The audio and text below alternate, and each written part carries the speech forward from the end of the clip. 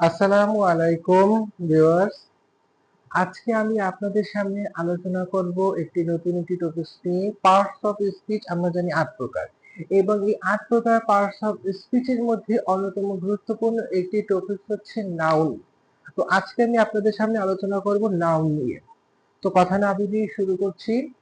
Noun হচ্ছে আমরা জানি যে নাউন এমন একটা জিনিস যেটা একেবারে 4-5 থেকে শুরু করে ইন্টারমিডিয়েট, ইউনিভার্সিটি এডমিশন পরীক্ষা, বিভিন্ন জব এক্সাম, বিভিন্ন সেক্টরে এই নাউন দিয়ে বিভিন্ন ধরনের টপিক আসে। তো আমরা জানি যে নাউন হচ্ছে দুই প্রকার, একটা হচ্ছে কনক্রিট নাউন এবং আরেকটা হচ্ছে অ্যাবস্ট্রাক্ট নাউন। কনক্রিট হচ্ছে নাউন আবার 4 প্রকার এবং proper noun, common noun, material noun এবং আরেকটা হচ্ছে কালেকটিভ নাউন। এবং অ্যাবস্ট্রাক্ট নাউন আমরা জানি যে দোষ, গুণ, অবস্থা যেটা আমরা দেখতে পারি না চোখে কিন্তু অনুভব করা যায় সেটা হচ্ছে অ্যাবস্ট্রাক্ট নাউন। এবং প্রপার নাউন কি নির্দিষ্ট কোনো ব্যক্তি, বস্তু বা স্থানের নাম হচ্ছে প্রপার নাউন। যেমন সজল, কাজল, হ্যাঁ, আব্দুর রহিম, আব্দুল করিম এগুলো হচ্ছে ব্যক্তির নাম। আবার যদি কোনো স্থানের নাম বলি যেমন ঢাকা, নিউ ইয়র্ক, এগুলো কোনো স্থানের নাম যদি বলি তারপর যদি স্থানের নাম যেমন পদ্মা, হ্যাঁ, কোনো একটা বস্তুর নাম যদি আমি বলি, হ্যাঁ, এগুলো হচ্ছে সব প্রপার নাম। যেমন বস্তুর নাম যদি আমি বলি যেমন পদ্মা একটা নদীর নাম, হ্যাঁ, মেঘনা একটা নদীর নাম, কোনো একটা স্থানের নাম তো বললাম এগুলো। আর কমন নাউন কি এক জাতির সকলকে বোঝায়, যেমন বয়, গার্ল, কাউ, গরু, সোলজার। সোলজার হচ্ছে একটি কমন নাউন, এক জাতীয় সকলকে বোঝাবে, এটি হচ্ছে কমন নাউন। এবং এই প্রপার নাউন গেল, কমন নাউন গেল, এবং আরেকটা হচ্ছে কালেকটিভ নাউন যেটি সমষ্টিবাচক নাউন। সমষ্টি যেমন কি জুরি, ক্যাটল, হার্ড, আর্মি, হ্যাঁ, যেমন জুরি, ক্যাটল, হার্ড, আরো কিছু কিছু আছে। যেমন এখানে বলে যে টিম, একটা টিম, ক্লাস, হ্যাঁ, একটা টিম, একটা দল, ক্লাস। বিশেষ করে জুরি, ক্যাটল, হার্ড, আর্মি এগুলো মনে রাখতে, এগুলো দিয়ে বিশেষ করে ভার্সিটি এডমিশনে বেশি আছে, জুরি, ক্যাটল, হার্ড, আর্মি। এবং আরেকটি হচ্ছে ম্যাটেরিয়াল নাউন। ম্যাটেরিয়াল মানে উপাদান বাচক। যেমন আমি যদি বলি যে কি বলতে পারি, আমি যদি বলি যে অয়েল, হ্যাঁ, মিল্ক, রাইস, সুগার, হ্যাঁ, এইগুলো হচ্ছে উপাদান বাচক, কিন্তু উপাদান, ম্যাটেরিয়াল মানে উপাদান, যেহেতু ম্যাটেরিয়াল নাউন। তো এই গেল নাউন। আর একটা হচ্ছে তোমার নাউনের কাউন্টেবল এন্ড আনকাউন্টেবল নাউন। আমরা জানি নাউন কাউন্টেবল এবং আনকাউন্টেবল, একটি হচ্ছে গণনা করা যায় আর যেটি গণনা করা যায় না। গণনা করা কোনগুলো যায়, যেমন হোমওয়ার্ক, মানি, পার্স, এইগুলো মনে রাখতে হবে। তারপর আমি যদি বলি ব্যাগেজ, লাগেজ, হ্যাঁ, আর তারপর যদি বলি শুধু ট্রাফিক, ওয়ার্ক, সানলাইট, সানশাইন, এগুলো হচ্ছে আনকাউন্টেবল নাউন, এগুলো গণনা করা যায় না। এবং আমি আরেকটা যদি বলি যে কাউন্টেবল এবং আনকাউন্টেবল নাউন, কাউন্টেবল নাউনের শেষে এস বা ইএস যুক্ত করা যায়, কিন্তু আনকাউন্টেবল নাউনের শেষে এস বা ইএস যুক্ত করা যায় না। আনকাউন্ট নাউনের সাথে কোনো এস বা ইএস যুক্ত করা যাবে না, কিন্তু কাউন্টেবল নাউনের সাথে এস বা ইএস যুক্ত করা যায়। আরেকটা হচ্ছে কাউন্টেবল নাউনের পূর্বে, হ্যাঁ, কাউন্টেবল নাউনের পূর্বে মেনি এবং ফিউ এই দুটি ব্যবহার করা যায়। মেনি এবং ফিউ এই দুটো কাউন্টেবল নাউনের পূর্বে ব্যবহার করা যায়।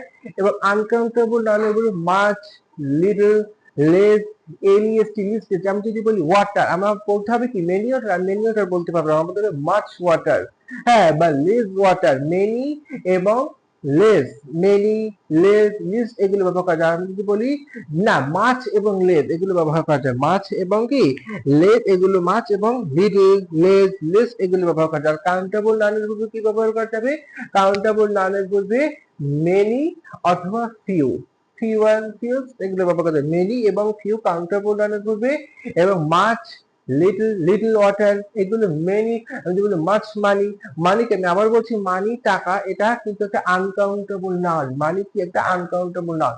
এবং আনকাউন্টেবল নাউনের পূর্বে যেহেতু কোনো আর্টিকেল ব্যবহার করা যাবে না, এইগুলোকে গণনা করার জন্য কিছু আইডিওমেটিক এক্সপ্রেশন ব্যবহার করতে হবে আমাদের। যেমন আমি যদি বলি এ পিচ অফ, আমি যদি বলি এখানে a piece of advice, furniture, furniture একটা আনকাউন্টেবল। আমি বলি এ পিচ অফ ফার্নিচার, বা two pieces of furniture, an year of course, an 2 years of course, a bar of soap, 2 bars of soap, হ্যাঁ, এগুলো হচ্ছে আনকাউন্টেবল নাউন, এগুলো হচ্ছে আইডেন্টিক expression ব্যবহার করতে হবে আমাদেরকে। এছাড়া কিছু কিছু নাউন আছে যেগুলো একই রকম দেখতে, এগুলো শেষে কোনো এস বা এস যুক্ত করা যাবে না, সিঙ্গুলারের পুরো উভয় অবস্থায় একই থাকবে। যেমন আমি যদি বলি sheep, deer, D W deer, হরিণ, sheep, S S W sheep, deer, sheep, corps, salmon, innings, cannon, person, spacecraft, এই যে এখানে এগুলো আছে, আমি যদি আপনাদেরকে ভালোভাবে দেখাই, এই আপনারা ভালোভাবে আমি দেখাচ্ছি, আপনারা দরকার হলে এগুলো নোট করে নেবেন। এগুলো এগুলোর পূর্বে এস বাই এস কিছুই যুক্ত করা যাবে না, সিঙ্গুলার এবং প্লুরাল উভয় বস্তু একই থাকবে।